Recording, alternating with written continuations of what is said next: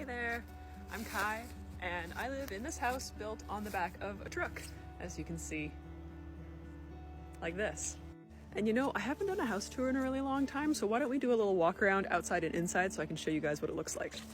So this is the outside. It's built on the back of a International 4800, I think, with a DT466 engine, super great and reliable manual transmission. Everything is super basic, no electronics, so these things are supposed to run forever, which is great. Up above here, you can see this is the bedroom loft. This is where I sleep at night. That porthole window opens, so it allows lots of fresh air through in the summertime. The whole side of the truck is covered in hand-split cedar shakes, and I know they're a little bit discolored right now just because it's the winter time, but these things will last forever. Cedar is naturally rot and insect resistant. All of the square windows, those are salvaged out of a 100-year-old house down in the city. I got them off of Craigslist. And then the round window back here is something that I actually handmade in a shop. And I took great pains to curve the shakes around the round window back here. I think it looks really cool. This is the back porch right here. This is where I come and go from mostly. Those steps are temporary and they can just go away, and then the truck can drive off, and the porch is actually attached to the truck. It's built onto the frame of the truck chassis itself. On the back, we've got this door. I made it myself. It's a Dutch door, so it opens, and I think it looks really cool. Number 42 is the meaning of the life, universe, and everything. And then that little saw on the side there, that's my granddad's saw. So he was a forester for a really long time, and that's one of his tools that I've got left to remember him by.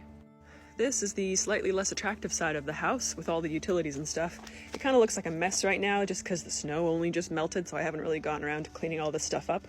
But the freshwater line comes in through here. This is a heated and insulated garden hose that gets buried underground and runs all the way up to where the spigot is. And people have asked, and there's well water on this property, so I'm plumbed into the well. That's where I get all my drinking water from. And that's the water heater. It is propane powered and on demand, so technically unlimited water as long as your propane tanks last, which is great.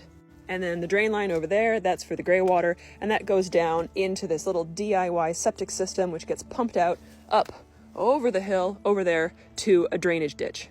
This is my outdoor shower. This is where I shower for the majority of the year. However, long-time viewers will know that I'm actually working on an indoor shower. And the indoor shower is up through this porthole right here. Now TikTok actually allows longer format videos, which is just great, so I'll take you inside and show you what the inside looks like.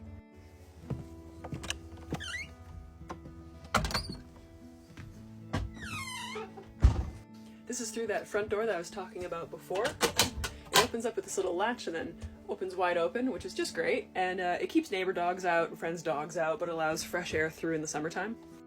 This is the little L couch that I've got in the living room and the round window from the outside.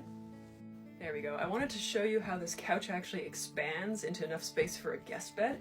So this little piece right here is actually loose, comes out like that, and then the drawers, each drawer has got a 200-pound drawer slide on it, so this can carry up to 400 pounds, so that's most people.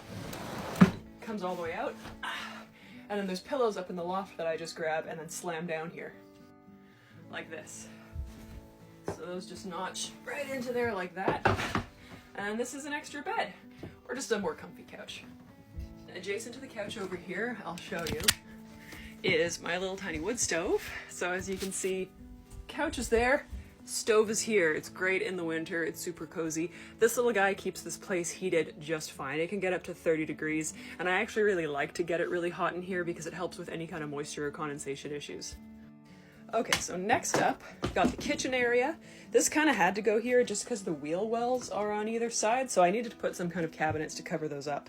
And the kitchen's kind of messy because I didn't really clean anything up, but there we go. Eventually this little zone right here is going to be replaced with a proper RV stove. But cabinets, space for the stove, spice rack up above, and then I'm going to build some kind of a dish cabinet up there as well. On the other side here is the sink. This faucet was actually handmade. We made this ourselves. I got the valves, these guys. I got the valves off of eBay if anyone wants to build something similar. And all of the drawers, so you can see here, they are all box jointed.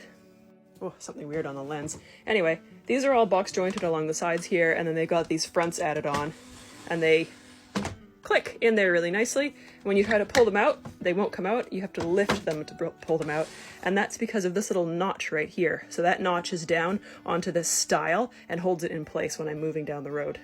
And you know, just classic kitchen stuff. We've got cutlery drawer, pantry, all kinds of stuff. This one's kind of cool, this cabinet right here. I needed somewhere to put all my sauces and vinegars and stuff, so she just slides out like that and holds all of my sauces. I love to cook Asian food, so I've got loads of like soy sauce, sesame oil, mirin, sriracha, all kinds of things. Next, we've got the fridge area right here.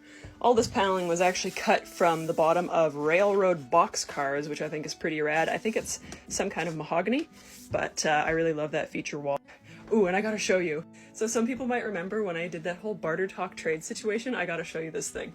It's the cutest thing ever, and someone sent me this in exchange for a jewelry box. Look at it! It's a little plushie shaped just like the house truck.